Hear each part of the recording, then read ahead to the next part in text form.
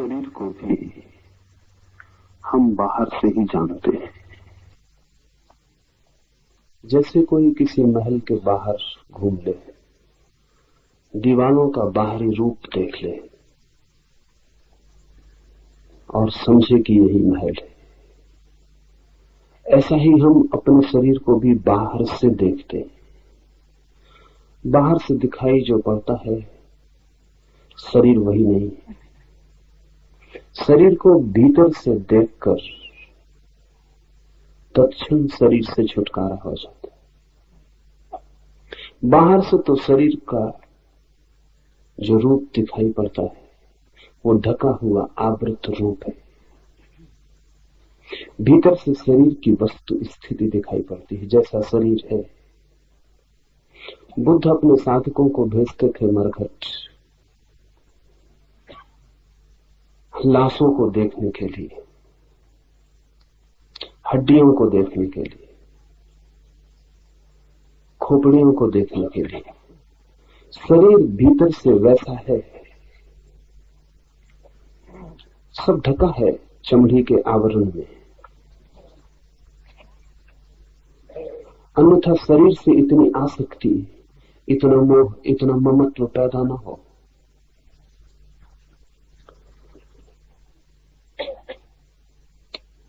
कभी शरीर को भीतर से देखने का प्रयास करें तो ये सूत्र समझ में आ सकेगा। कभी अस्पताल में चले जाएं, कभी ऑपरेशन की टेबल पर खड़े हो जाएं, देखें सर्जन को शरीर का ऑपरेशन करते हुए, तो भीतर जो दिखाई पड़े शरीर की वस्तु स्थिति वही है। ये सूत्र ध्यान के लिए बड़ा सहयोगी है। शरीर की कोई निंदा नहीं है इस सूत्र में, इसे ठीक से समझ लें। धर्म किसी की भी निंदा में उत्सुक नहीं है, न ही किसी की प्रशंसा में उत्सुक है।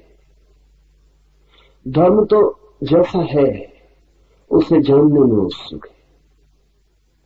तो जब ये कहते हैं कि शरीर हड्डी, मांस, मज्जा, मल मूत्र इन सब का जोड़ है, तो ध्यान रखना कहीं भी निंदा का कोई भाव नहीं है। ये कोई शरीर को नीचा दिखाने की चेष्टा नहीं है। शरीर ऐसा है, शरीर का जो होना है उसको ही खोलकर रख देने की बात है। ये सूत्र कहता है ये शरीर माता पिता के मैल से उत्पन्न हुआ, मल तथा मांस से भरा है। इसका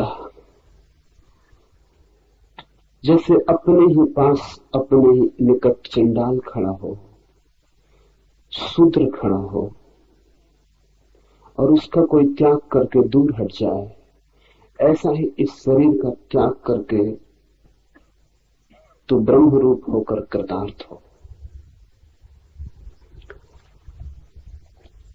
चांडाल, शूद्र बड़े मूल्यवान शब्द हैं।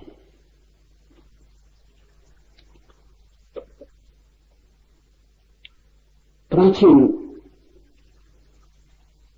भारतीय मनोविज्ञान कहता है कि जो व्यक्ति भी अपने को शरीर मानता है वो शूद्र है। शूद्र का अर्थ है जिसने अपने को शरीर मान रखा है। ब्राह्मण का अर्थ है जिसने अपने को ब्रह्म जान लिया। ब्राह्मण कोई ब्राह्मण के घर में पैदा होने से नहीं होता, न ही कोई शूद्र किसी शूद्र के घर में पैदा होने से शूद्र होता है। शूद्रता का और ब्राह्मणत्व का कोई भी संबंध घरों से नहीं है, परिवारों से नहीं है। शूद्र एक मनोदशा है, ब्राह्मण भी एक मनोदशा है। सभी लोग शूद्र की तरह पैदा होते हैं, कुछ ही लोग ब्राह्मण की तरह होकर मर पाते हैं। सारा जगत शूद्र है। शूद्र अर्थात जगत में सभी लोग अपने को शरीर मानकर जीते हैं। ब्राह्मण को खोजना बहुत मुश्किल है।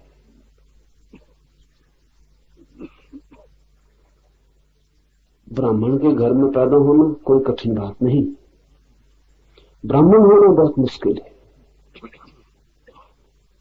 उद्दालक ने अपने बेटे श्वेतकेतु को कहा है कि श्वेतकेतु, तू जा ऋषि के आश्रम में और ब्राह्मण होकर लौट। श्वेतकेतु ने पूछा, लेकिन ब्राह्मण में होगी, ब्राह्मण का पुत्र। उद्दालक ने बड़े मीठे वचन कहे और बड़े तीखे। उद्दालक ने कहा, हमारे घर में ऐसा कभी नहीं हुआ कि कोई सिर्फ हमारे घर में पैदा होने से ब्राह्मण हुआ।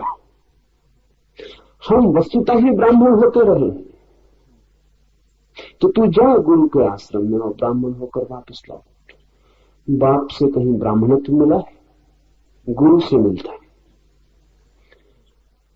और हमारे घर में नाम मात्र का ब्राह्मण कभी भी नहीं हुआ,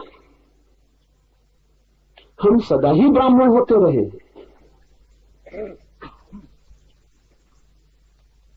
तू जा, और जब ब्राह्मण हो जाए तो वापस लौट आना। ये सूत्र कहता है, शूद्र की भांति, चांडाल की भांति इस शरीर से दूर हट जाओ। दूर हटना भी नहीं पड़ता, समझ में आ जाए कि दुर्गंध है, समझ में आ जाए मलमूत्र है, समझ में आ जाए मांस मज्जा है, दिखाई पड़ जाए, दूर हटना शुरू हो जाता है। हम खिंचते हैं वहां, आकर्षित होते हैं वहां जहां सोचते हैं सुगंध है, सुवास है।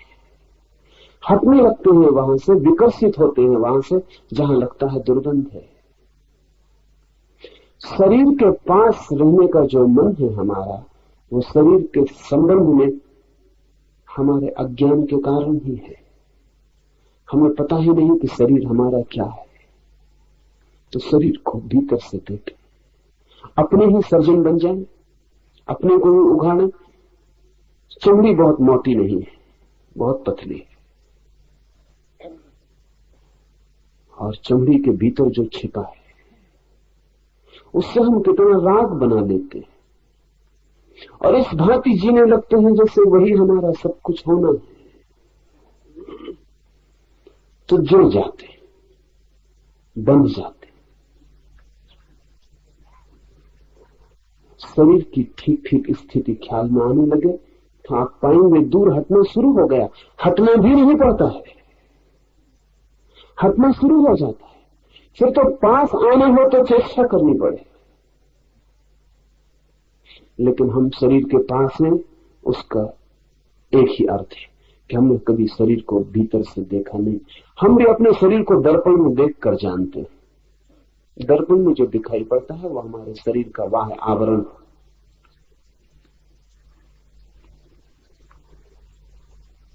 बड़ा अच्छा हो कि विज्ञान ऐसे यंत्र ईजाद कर सके, जिसे एक्सरे की मशीन है। आज नहीं कल विज्ञान ऐसे यंत्र बना ले कि उनके सामने आदमी खड़ा हो जाए तो जैसा वो भीतर से पूरा का पूरा हड्डी, मांस, मज्जा, मलमूत्र सब दिखाई पड़ जाए। तो वैसे यंत्र बड़े काम के हो सकते। आपको अपने शरीर की पूरी स्थिति पता चल जाए, आप तत्क्षण पाएंगे आत्मा और शरीर के बीच फासला हो गया। वो जो सेतु थे टूट गए, जो जुड़ाव था वो मिट गया और दूरी बढ़ने लगी।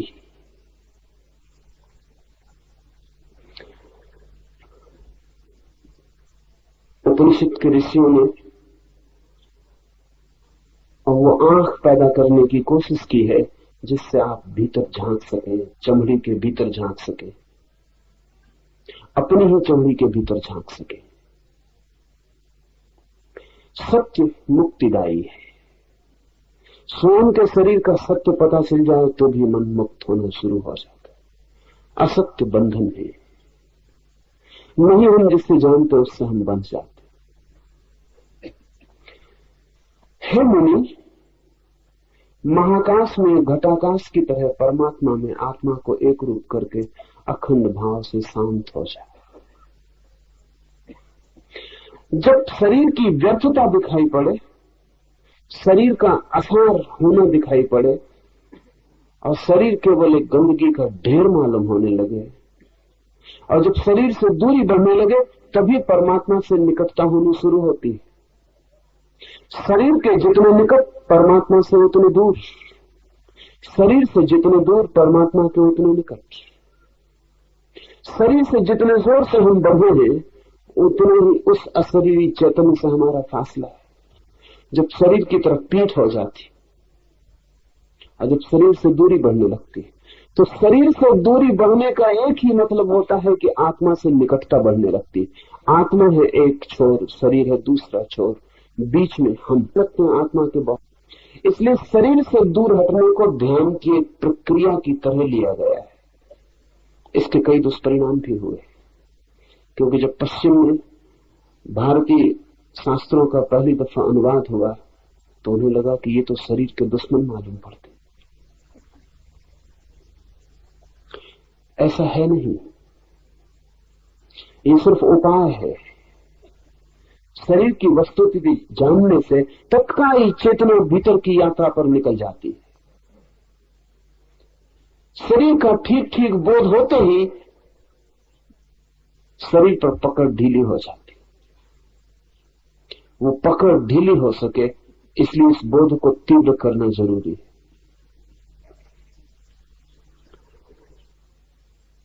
मृत्यु पर चिंतन, शरीर की वस्तु स्थिति पर मनन, उघाड़ कर शरीर का जो रूप है उसे आंख के सामने कर लेना, विधियां हैं ध्यान की।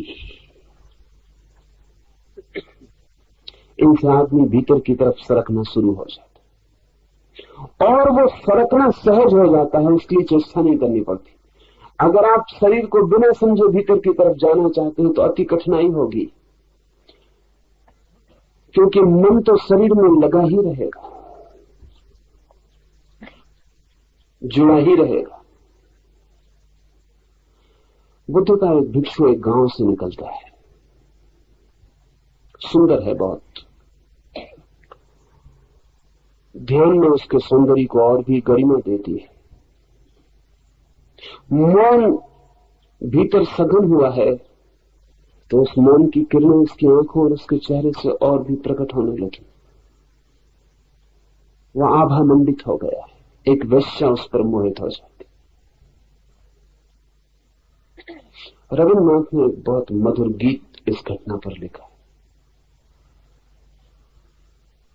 वो वेश्या उतर के अपने महल से नीचे आती है और उस भिक्षु को निवेदन करती है कि उसके महल में एक रात विश्राम कर ले।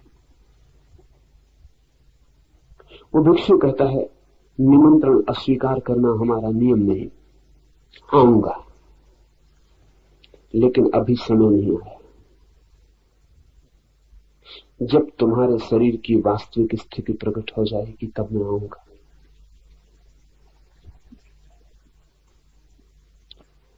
अभी तुम भूल में हो, जिस दिन तुम जगोगी मैं आऊंगा। वेश्या को कुछ समझ में नहीं आता। वेश्या का मतलब यह है कि शरीर की भाषा के अतिरिक्त जिससे और कोई भाषा समझ में नहीं आती। इसलिए ये मत सोचना कि कोई पत्नी है तो वेश्या नहीं है। शरीर की भी भाषा समझ में आती है तो वेश्या ही है। जब तक आत्मा की भाषा समझ में ना आए तब तक कोई वेश्या होने से ऊपर उठ नहीं सकता। और वेश्या का मतलब स्त्री में समझना, वैश्य भी। शरीर की भाषा समझ में आए और शरीर से ही मोल तोल चलता हो, इतना ही मतलब है वेश्या का। शरीर पर ही सब टिका हो मन, वही हो व्यवसाय। भिक्षु ने कहा, आऊंगा जरूर, लेकिन जब तुम्हारा शरीर अपनी वस्तु स्थिति में आ जाए। उस वेश्या ने कहा, पागल हो गए, यही है समय, अभी मैं हूं युवा, अभी सौंदर्य है अपने शिखर पर। शरीर इससे बेहतर हालत में फिर कभी ना होगा। उस भिक्षु ने कहा, बेहतर की चिंता नहीं है, वास्तविक की चिंता। जब वास्तविक होगा आ जाऊंगा। उस प्रश्न का मैं कुछ समझ नहीं पा रही हूं, थोड़ा स्पष्ट करके कह दे। उस भिक्षु ने कहा कि जब कोई भी तुम्हारे पास ना आएगा तब मैं आ जाऊंगा, क्योंकि तब शरीर वास्तविक स्थिति में होगा। तब शरीर बाहर भी वैसा ही दिखाई पड़ने लगेगा जैसा भीतर है। अभी भीतर जैसा है वैसा बाहर नहीं दिखाई पड़ता। जब कोई भी तुम्हारे पास ना आएगा तब मैं आ जाऊंगा। फिर बहुत वर्ष बीत गए, वेश्यावृत हो गई, सारे शरीर पर कोढ़ फैल गया, अंग अंग उसके गलने लगे। गांव ने उसे उठा के बाहर फेंक दिया। ये वही गांव था जो उसके द्वार के आसपास मंडराता था। ये वही लोग थे जिनको उसके मकान में प्रवेश नहीं मिलता था, जो उसकी दूर से झलक ले लेते थे तो भी अपने को तृप्त अहोभागी समझते थे। उन्होंने उसे गांव के बाहर फेंक दिया। अंधेरी अमावस की रात है, वो प्यासी गांव के बाहर तरफ रही, कोई उसे पानी पिलाने को भी नहीं। उस रात वो भिक्षु आया और उस भिक्षु ने उसके सिर पे हाथ रखकर कहा कि मैं आ गया। अब शरीर अपनी वास्तविक स्थिति में, अब कोई तुम्हारे पास आता नहीं। अब शरीर बाहर भी वैसा ही हो गया जैसा भीतर। अब बाहर भीतर का फासला टूट गया, बीच की चमड़ी में जो अवरोध डाले थे वे मिट गए। अब भीतर की जो मांस मज्जा है वो बाहर भी झलकने लगी। अब भीतर की जो गंदगी है वो बाहर भी आ गई। अब तुम बाहर भीतर एक हो गई हो। अब मैं आ गया हूं। इसी दिन के लिए मैंने वादा किया था, जब कोई भी नहीं आएगा तब मैं आ जाऊंगा।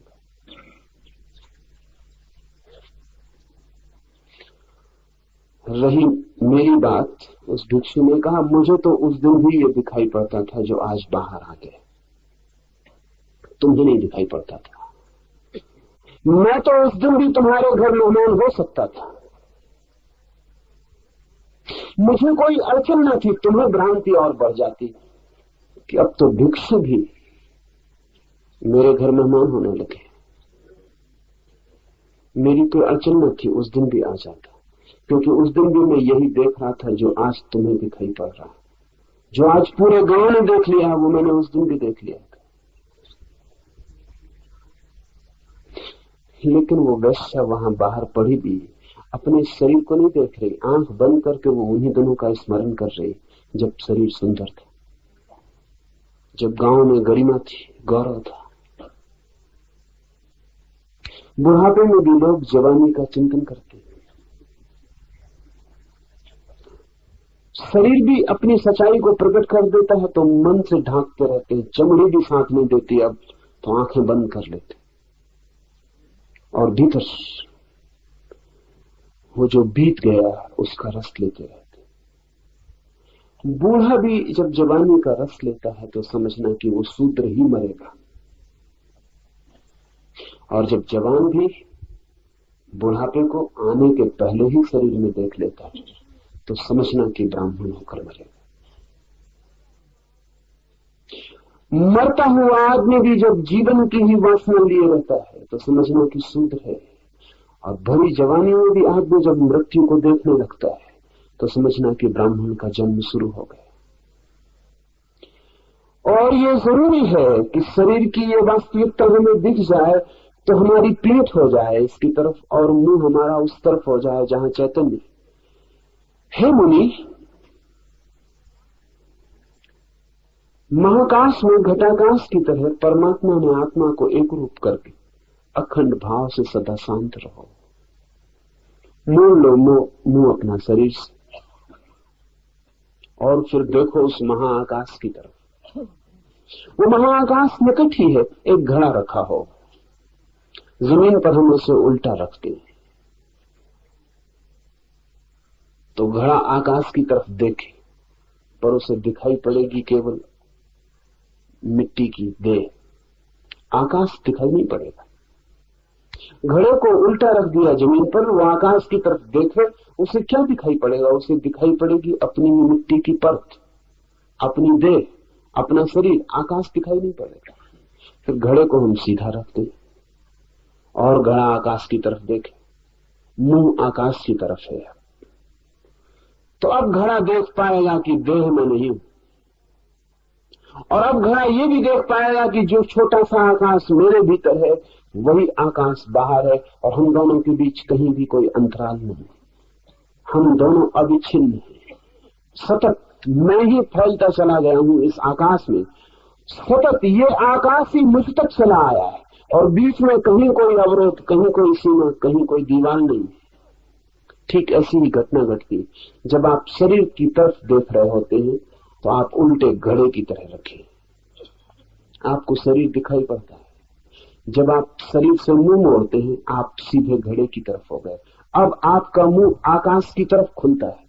जैसे ही कोई व्यक्ति शरीर से मुड़ता है, तत्क्षण आकाश की तरफ उन्मुख हो जाता है, और पहली दफा उसे दिखाई पड़ता है कि जो विराट फैला हुआ है उसमें और मुझ में कहीं भी कोई रत्ती भर का भेद नहीं है। मैं ही विराट हो गया हूं, विराट मुझ तक आ गया है। हे मुनि, महाकाश में घटाकाश की तरह परमात्मा में आत्मा को एक रूप करके अखंड भाव से शांत रहो, और जैसे ही ये दिखाई पड़ता है शांति घटित हो जाती। अशांति क्या है? क्या है हमारी बेचैनी? हमारी बेचैनी यह है कि हम बहुत बड़े हैं और बहुत छोटे में कैद। हमारी बेचैनी यह है कि जैसे बड़े आदमी को एक बच्चे के कपड़े पहना दिए हो, वो हिलजुल भी ना सकता हो, और जगह जगह बन गया हो, और कपड़े भी कपड़े के ना हो, लोहे के हो, तो जो अड़चन मालूम होगी वही हम सबकी अड़चन। हम हैं बड़े, बड़े नहीं विराट, और बहुत छोटी देह में कैद। घर बहुत छोटा है, निवासी बहुत बड़ा है। सब जगह अड़चन मालूम पड़ती है, सब जगह सीमा, और सब जगह उपद्रव मालूम पड़ता है। कहां से निकलने की कोई जगह नहीं मालूम पड़ती, और कठिनाई बढ़ गई है, क्योंकि जो हमारा कारागृह है उसे हमने अपना घर समझ लिया, तो हम उसको सजाने में लगे, हम उसका श्रृंगार कर रहे हैं, हम जगह जगह से उसकी सजावट कर रहे हैं, हम कारागृह के भीतर सोने चांदी का इंतजाम कर रहे हैं, हम कारागृह की दीवारों को सुंदर कर रहे हैं, आभूषण दे रहे हैं, और उसी कारागृह में हम बंद हैं, और हमारा मुंह दीवारों की तरफ है, द्वार की तरफ नहीं रहेगा। मुंह उस तरफ रहता है जिस तरफ आकर्षण हो। जहां आकर्षण वहां मुंह, जहां विकर्षण वहां पीठ। जब तक शरीर में आकर्षण हो, मुंह दीवार की तरफ रहेगा, और जैसे ही शरीर में विकर्षण पैदा हुआ, मुंह शरीर की तरफ नहीं रह जाता, पीठ हो जाती। आपके शरीर में भी द्वार है एक, लेकिन वो द्वार आपको तो भी दिखाई पड़ेगा जब शरीर से आकर्षण खो जाए। शरीर में द्वार है, उस द्वार को ही हृदय कहा है। जिसको आप हृदय कहते हैं उसको हृदय नहीं कहा। आप तो हृदय उसको कहते हैं जहां फेफड़ा धड़क रहा है, वहां कोई द्वार नहीं, वहां तो केवल पंपिंग, श्वास का इंतजाम है। वहां तो खून और वायु का मिलन होता रहता है, उससे हृदय धड़क रहा है। वो हृदय नहीं है। हृदय योग की भाषा में आपके भीतर उस द्वार का नाम है कि जब आप शरीर की तरफ से पीठ कर लेते, जब आप शरीर को देखने के लिए भी उत्सुक नहीं रह जाते, जबकि शरीर में कोई भी रस नहीं रह जाता और विराट का जन्म होता है, तब अचानक आप उस जगह खड़े हो जाते हैं जहां हृदय, जहां से द्वार, जहां से घड़ा आकाश की तरफ खुलता है। आपके शरीर में बहुत तरह के द्वार हैं, लेकिन द्वारों का पता तभी चलता है जब आप द्वारों पर पहुंचे। जब तक आप न पहुंचे तब तक पता नहीं चलता। छोटा बच्चा है, उस छोटे बच्चे को कोई भी पता नहीं कि उसके भीतर शरीर में एक काम द्वार है, एक यौन द्वार है, उसे कोई पता नहीं। अभी वो बड़ा होगा, जवान होगा, और एक दिन अचानक उसे काम द्वार का पता चलेगा। उस काम द्वार के द्वारा वो संसार में प्रवेश कर सकता है। वो भी शरीर के बाहर जाने का एक मार्ग है। और ध्यान रहे, इसीलिए काम वासना की इतनी आतुरता है। उससे क्षण भर को हम शरीर के बाहर बह पाते, लेकिन क्षण भर को ही, क्षण भर को शरीर भूल जाता है और हम प्रकृति में डूब जाते। एक द्वार है मनुष्य का प्रकृति की तरफ, नीचे की तरफ, और एक द्वार है मनुष्य का परमात्मा की तरफ, ऊपर की तरफ। जब काम वासना से चित्त भरता है तो हम शरीर के निकटतम होते हैं, और जब हम शरीर के निकटतम होते हैं तो वो द्वार खुलता है जिससे हम और शरीरों के जगत में प्रवेश कर जाते हैं। जब हम शरीर के प्रति विरक्त हो जाते हैं और शरीर से दूर होते हैं, तब वो द्वार खुलता है जहां से हम आत्माओं के जगत में प्रविष्ट हो जाते हैं। शरीर में दोनों द्वार है। शरीर में वो द्वार है जो पदार्थ की तरफ जाता है, और वो द्वार भी जो परमात्मा की तरफ। लेकिन शरीर के प्रति विरक्त हो जाए, ऐसा सोच सोच के नहीं होगा। ऐसा आप मन में सोचते रहें कि शरीर हड्डी मांस मज्जा है, कुछ भी नहीं, सोचने से नहीं होगा। सोचना तो बताता है कि आपको पता नहीं, इसलिए सोच रहे हैं। अनेक लोग जिंदगी हो गई यही भाव करते रहते हैं बैठ के कि शरीर में क्या रखा है, लेकिन उनको मालूम है कि रखा है, तभी ये भाव करते हैं। ये बार बार कहने की जरूरत क्या है कि शरीर में क्या रखा है? ये वो अपने को ही समझा रहे हैं, अपने ही मन को समझा रहे हैं कि मन मत पड़ शरीर की बातों में, शरीर में कुछ रखा नहीं। लेकिन ये मन कौन है जो शरीर में लग रहा है? ये वही है, वो खुद। और मन का रस अभी कायम है, इसलिए तो समझाना पड़ता है। नहीं, ये सूत्र समझाने का नहीं है, इसको आप दोहराना मत, इसको बैठ के आंख बंद करके आप दोहराना मत। ये सूत्र उद्घाटन का है। इस सूत्र को समझ के आंख बंद करके शरीर के भीतर खोजना कि क्या ये सूत्र सच कहता है कि मांस मज्जा है। इसको मान मत लेना, इसको मान के खतरा हो जाएगा, आप दोहराने लगेंगे। इसकी खोज करना, तलाश करना। हो सकता है ऋषि मजाक कर रहा हो सकता है झूठ बोल रहा हो। ऋषियों ने जो भी कहा है वो विश्वास करने के लिए नहीं है, खोजने के लिए। अपने भीतर खोजना, टटोलना अपनी हड्डियों को, अपने मांस में अपने पंजों को गपाना और खोजना, अपनी खोपड़ी को छूना और देखना वहां क्या है, और सब तरफ से अपने शरीर से परिचित होना। जिस दिन ये परिचय हो जाएगा, और इसमें देर क्या है, ये तो आज हो सकता है। ये शरीर तो आपको मिला ही हुआ है, लेकिन आपने कभी इसकी खोज नहीं की,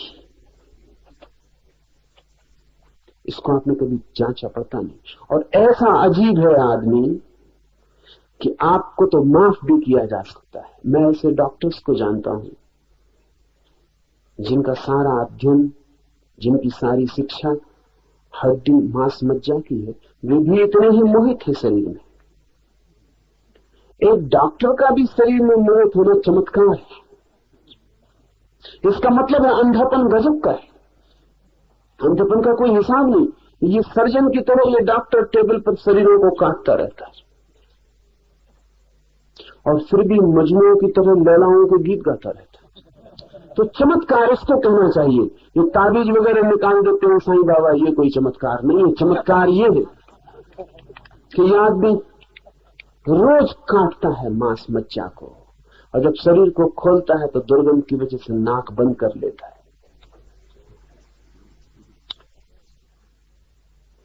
एक एक हड्डी से, एक एक नस से परिचित है। भीतर सुंदर जैसा कुछ भी नहीं है।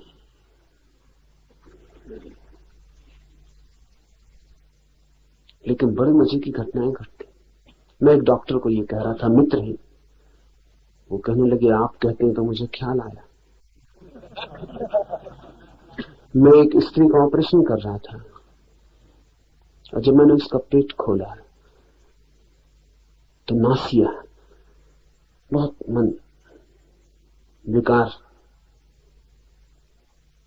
वो सब जो दिखाई पड़ा उससे मन बहुत विकृत हो गया, और बड़ी घबराहट भीतर मालूम होने लगी।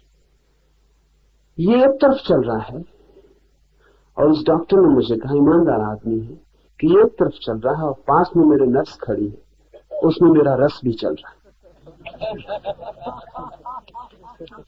तो पेट खोल के रखा हुआ हूं, इसको जल्दी किसी तरह निपटाऊं, क्योंकि उस नर्स के साथ मुझे सिनेमा देखने जाना।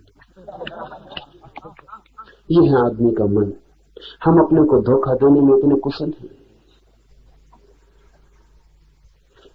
ये नहीं वही करेगा, ये जाके अभी नर्स का हाथ में ले लेगा और बिल्कुल भूल जाएगा कि हाथ क्या है।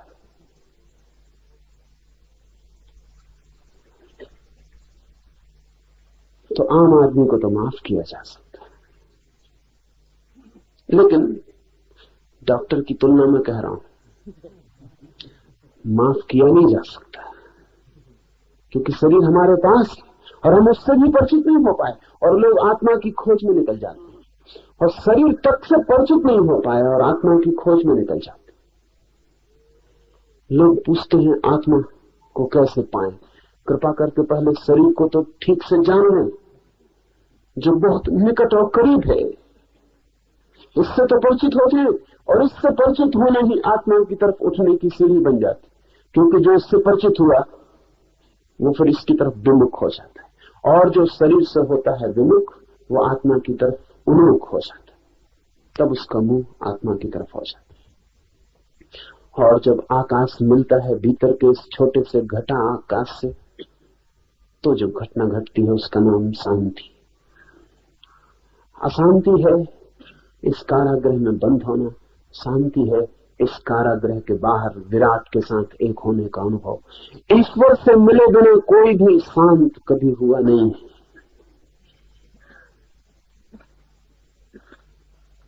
इसलिए जब जितने भी आप उपाय करते हैं शांत होने के, वो व्यर्थ जाएंगे। कमोबेश अशांति हो सकती है, कभी अशांति ज्यादा कभी कम, बस जिसको आप शांति कहते हैं वो कम अशांति का ही नाम है, इससे ज्यादा नहीं। नॉर्मल अशांति, साधारण अशांति हो तो आदमी कहता सब शांत, सब ठीक चल रहा।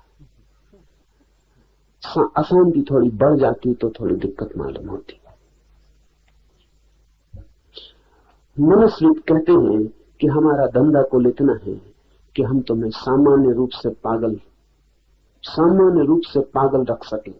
दो तरह के पागल हैं दुनिया में, बस दो ही तरह के आदमी ही हैं। असाधारण रूप से पागल, उनको हमें पागल खाने में रखना पड़ता है। साधारण रूप से पागल दुकानों में, दफ्तरों में, सब जगह बैठे हुए। इनके बीच जो फर्क है वो डिग्री का, मात्रा का। इनमें से कोई भी उचक के दुकान से एकदम पागल खाने में जा सकता है, कोई अड़चन नहीं, जरा मात्रा बढ़ाने की जरूरत है, और आप रोज कई दफा पागल खाने के करीब हो जाते। जब आप क्रोध से भर जाते तो आप क्षण भर के लिए पागल हो गए। आप में और पागल में कोई फर्क नहीं, आप वो काम करेंगे जो पागल करता है। बस फर्क इतना है कि आप कभी कभी ऐसा होते हैं, ये पागलपन जो है आपका कभी कभी आता है, किसी का स्थिर हो गया, जाते ही ठहर गया। आप थोड़े तरल पागल, लिक्विड, बहते रहते हैं। कोई ठोस हो गया, बर्फ की तरह जम गया। मनुष्य कहते हैं हमारा कुल काम इतना है कि जो जरा ज्यादा आगे चले गए पागलपन में, उनको जरा पीछे ले आना और सामान्य भीड़ के साथ खड़ा कर देना। इससे ज्यादा हम कुछ कर नहीं सकते। एडजस्टमेंट कर सकते हैं कि वापस साल 2 साल समझा बुझा के दवा दारू से वापस बिठा देना वही जहां वो पहले अपनी दुकान में बैठे थे। इतना पागलपन जिससे कि काम में बाधा न पड़े, काम चलता जाए।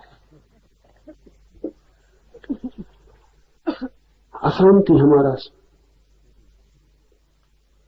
स्वभाव बन गई है, और स्वाभाविक है ऐसा होना, क्योंकि शांत होने का एक ही अर्थ है। जब गंगा सागर में गिरती है, उन दोनों के बीच जो घटना घटती है उसका नाम है शांति। जब आपकी सरिता भी सागर में गिरती है, तब जो घटना घटती है उस मिलन के क्षण में, उसका नाम है शांति। परमात्मा से मिले बिना कोई शांति नहीं। स्वयं ही अपने आप स्वयं प्रकाश और अधिष्ठान ब्रह्म रूप होकर पिंडांड तथा ब्रह्मांड का भी विष्टा पात्र के समान त्याग कर दे। न केवल इस शरीर को त्याग कर देना है, बल्कि ये जो विराट शरीर दिखाई पड़ रहा है, ब्रह्मांड, ये जो बड़ा जगत दिखाई पड़ रहा है, छोटे रूप में आदमी तस्वीर है बड़े जगत की।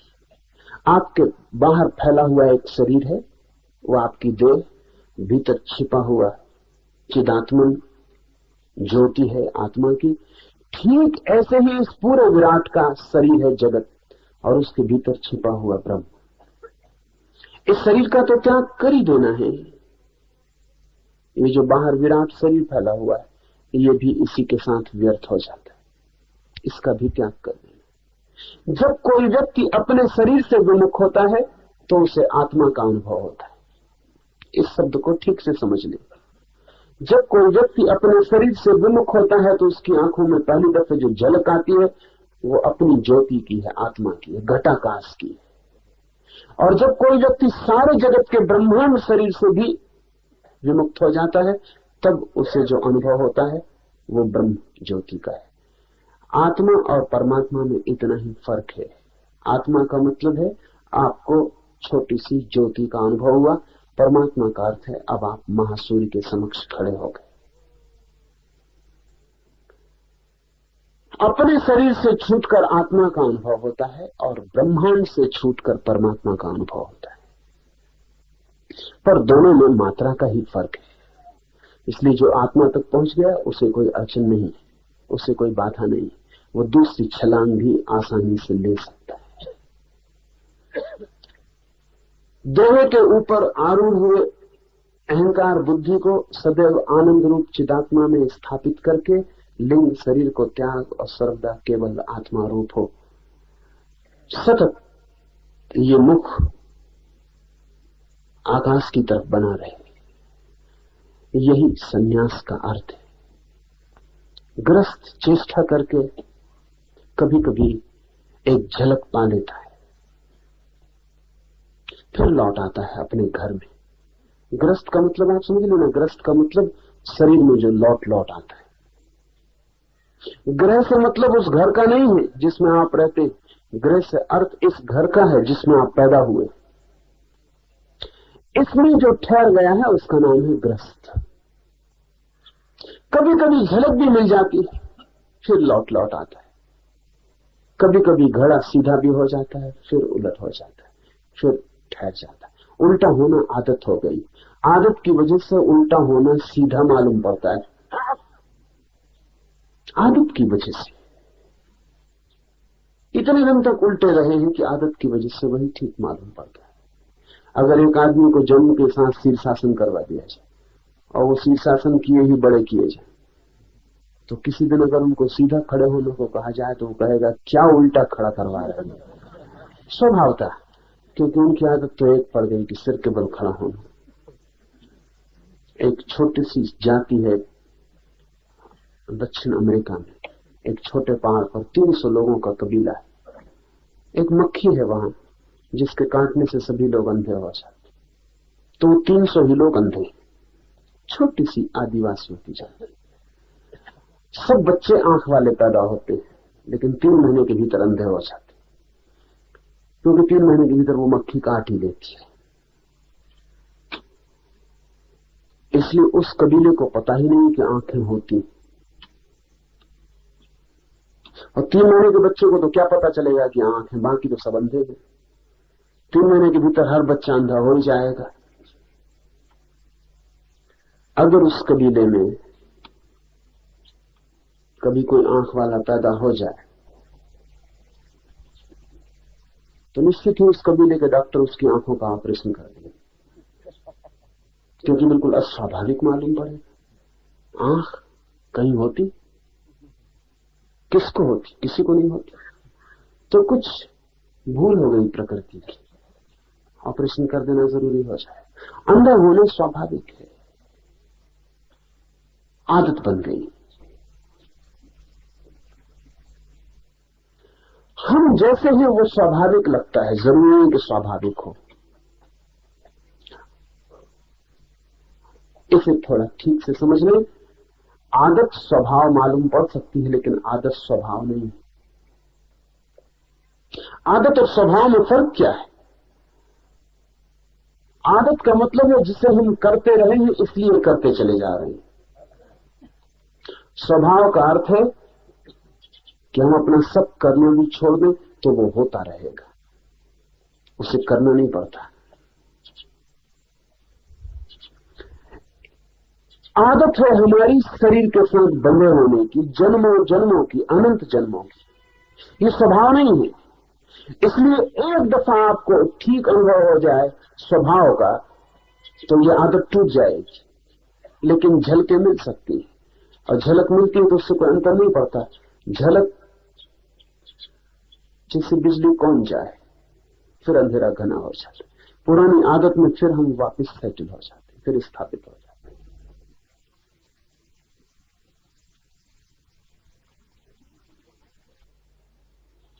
सन्यासी का अर्थ है जिसने ये निर्णय लिया कि अब मैं सतत घर की ओर पीठ ही रखूंगा और सतत खुले आकाश को स्मरण रखूंगा, और निरंतर मेरी चेष्टा जारी रहेगी, उठते बैठते जागते सोते भी। जहां तक मेरा बस चलेगा वहां तक मैं ख्याल रखूंगा कि मेरा मन शरीर से न जुड़े, मेरी आत्मा उस विराट सागर में प्रवाहित होती रहे, बहती रहे। और जब मैं कहता हूं बहती रहे तो सिर्फ शब्द नहीं कह रहा हूं। जब आप इसका प्रयोग करेंगे तो आपको लगेगा ही कि आप सतत बह रहे हैं। जैसे ही आपका मुंह आत्मा की तरफ होगा आपको लगेगा आप सतत उंडे ले जा रहे हैं, आप गंगा की तरह सागर में गिर रहे हैं। ये स्मरण बना रहे, ये सतत स्मरण बना रहे। हे निर्दोष, दर्पण में जैसे शहर दिखाई दे वैसे ही जिसमें इस जगत का भास दिखाई पड़ता है वही ब्रह्म में हूं, इस प्रकार जानकर तू कृतार्थ हो।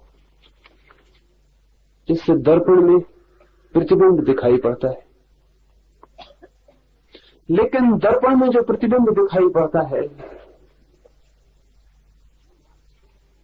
वो वास्तविक नहीं। वास्तविक तो दर्पण ही जिसमें प्रतिबिंब दिखाई पड़ता है। लेकिन आपको ख्याल हो या ना हो, जब आप दर्पण देखते हैं तो दर्पण नहीं दिखाई पड़ता, प्रतिबिंब दिखाई पड़ता है। जब आप दर्पण के सामने खड़े होते हैं तो आपने कभी ख्याल किया कि आप दर्पण देख रहे हैं? आप चेहरा देख रहे होंगे, दर्पण नहीं देख रहे होंगे। और जो चेहरा दिखाई पड़ता है वो बिल्कुल नहीं, वहां बिल्कुल नहीं, और जो है वो बिल्कुल दिखाई नहीं पड़ता। अगर ऐसा दर्पण बनाया जा सके जिसमें आपको चेहरा न दिखाई पड़े तो दर्पण आपको दिखाई ही नहीं पड़ेगा। वो तो चेहरा दिखाई पड़ता, इससे आप अनुमान करते हैं कि दर्पण है। दर्पण आप अनुमान करते हैं कि है क्योंकि चेहरा दिखाई पड़ रहा है, लेकिन दिखाई चेहरा पड़ता है, दर्पण दिखाई नहीं पड़ता। हाँ, दर्पण में कुछ अशुद्धि हो तो बात अलग, जितना शुद्ध दर्पण हो उतना कम दिखाई पड़ेगा। अगर हम बिल्कुल निर्दोष दर्पण बना सके तो हमें दिखाई ही नहीं पड़ेगा। महाभारत की सारी कथा ऐसे ही निर्दोष दर्पण के बनने से हुई। किया था मजाक, मजाक महंगा पड़ा। दुर्योधन और उसके सारे भाई अंधे बाप के बेटे थे, तो मजाक किया था। मजाक अच्छा भी नहीं था, क्योंकि जिस मजाक से दूसरे को चोट पहुंचे वो मजाक कम, हिंसा ज्यादा हो जाती। तो पांडवों ने बनाया था एक मकान, निमंत्रित किया था अपने चचेरे भाइयों को। मकान में ऐसे दर्पण लगाए थे जो बड़े निर्दोष थे। दर्पण इतने निर्दोष थे कि दिखाई ही नहीं पड़ते थे कि दर्पण है।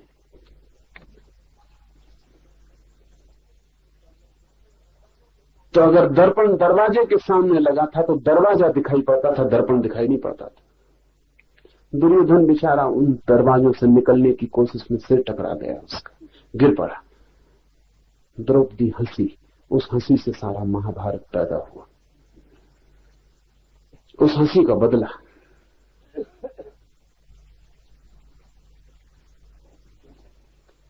ऐसी कोई बड़ी बात न थी, लेकिन छोटी सी हंसी भी बड़ी हिंसा हो सकती है। इसलिए द्रौपदी को फिर भरी सभा में नग्न करने की कोशिश का जिम्मेवार अकेला दुर्योधन नहीं, द्रौपदी की हंसी भी उसमें सम्मिलित। मूल कारण वही है, अंधे का बेटा है इसलिए दिखाई नहीं पड़ता है। होगा ही ऐसा, क्योंकि अंधे का बेटा है इसलिए हंसी की गिरोगे ही। जहां दरवाजा नहीं वहां दरवाजा देख रहे हो। पर बात कुल इतनी थी कि बहुत निर्दोष दर्पण का उपयोग किया गया था, तो दर्पण तो दिखाई नहीं पड़ता, जो प्रतिबिंब पड़ता है वही दिखाई पड़ता है। ऋषि कहता है, हे निर्दोष, दर्पण में जैसे प्रतिबिंब दिखाई दे, वैसे ही जिसमें इस जगत का भास दिखाई पड़ता है, भीतर जो हमारी आत्मा है वो निर्दोष दर्पण है। सारा जगत उसमें दिखाई पड़ता है। तो हम इस जगत को पकड़ने दौड़ पड़ते हैं, लेकिन वो दर्पण हम नहीं देखते जिसमें ये दिखाई पड़ता है, जिसमें ये झलकता है। एक हीरा दिखाई पड़ रहा है, कोहनूर रखा है, वो दिखाई पड़ रहा है, तो आप कोहनूर की तरफ दौड़ते हैं। आपको ये ख्याल में भी नहीं आता कि जिसको ये दिखाई पड़ रहा है, जिसमें ये कोहनूर की छवि बन रही है, वो कौन है? वो दर्पण क्या है मेरे भीतर, जो कोहनूर को मेरे भीतर तक प्रतिबिंबित कर देता है। चांद दिखाई पड़ता है आकाश में, भीतर वो कौन है जिसमें ये चांद प्रतिबिंबित हो जाता है? मेरे भीतर एक घूमता हुआ दर्पण है जो सारे जगत को देखता रहता है। जब तक आप जगत को पकड़ने जा रहे हैं तब तक आप प्रतिबिंबों को पकड़ रहे हैं। जिस दिन आप दर्पण को पकड़ने लगेंगे, आपका प्रवेश हो गया उस जगत में जो सत्य का है। और दर्पण को जो पकड़ लेगा, फिर वो प्रतिबिंबों के मोह में नहीं पड़ता। ऐसा नहीं कि फिर प्रतिबिंब बनने बंद हो जाएंगे, प्रतिबिंब बनते रहेंगे, लेकिन तब पकड़ने का आग्रह छूट जाता है। और दर्पण प्रतिबिंबों से कभी विकारग्रस्त नहीं होता। चाहे आप कितने संसारों में भटकते रहे हो, आपका दर्पण निर्दोष बना रहता है। इसे थोड़ा समझ लें। इसीलिए कहा है, हे निर्दोष। ये आपसे कहा है, हे निर्दोष। आपको भी शक होगा कि ऋषि से कोई भूल तो नहीं होगी। हमसे और कहा है, हे निर्दोष। नहीं, पर कारण से कहा है। चाहे कितने ही दोष हो जाएं, वो दर्पण निर्दोष ही रहता है। एक दर्पण के सामने आप कुछ भी खड़ा कर दें, गंदगी रख दें, मलमूत्र रख दें, दर्पण उसका प्रतिबिंब बना देगा। लेकिन क्या आप सोचते हैं कि दर्पण उस गंदगी से दोषी हो गए? गंदगी हटा लें, दर्पण वैसी का वैसा है। कहीं कोई रेखा भी न छूट जाएगी उस गंदगी की। तो आपके दर्पण के सामने बहुत कुछ घटता रहा है, लेकिन सामने ही घटता रहा है, दर्पण में कुछ भीतर जाता नहीं, जा सकता नहीं। इसलिए कहा है निर्दोष। ये बहुत बुनियादी फर्क है। ईसाईयत कहती है कि अपने दोष छोड़ो, हिंदू चिंतन कहता है जानो कि तुम निर्दोष हो ही। ईसाईयत कहती है छोड़ो पाप, छोड़ो दोष, हटाओ। हिंदू चिंतन कहती है हटाना क्या है, तुम दर्पण हो ये भर जान लो, फिर सब हट गया, तब तुम निर्दोष हो ही। बात एक ही है। अगर कोई हटाने में भी लग जाए तो सामने से दर्पण के अगर सब दोष हटा दिए जाएं तो दर्पण निर्दोष मालूम पड़ेगा। तो था ही। इस छोर से भी शुरू किया जा सकता है। जैन और हिंदू चिंतन का भी फर्क यही है। इसलिए बहुत मजे की बात है,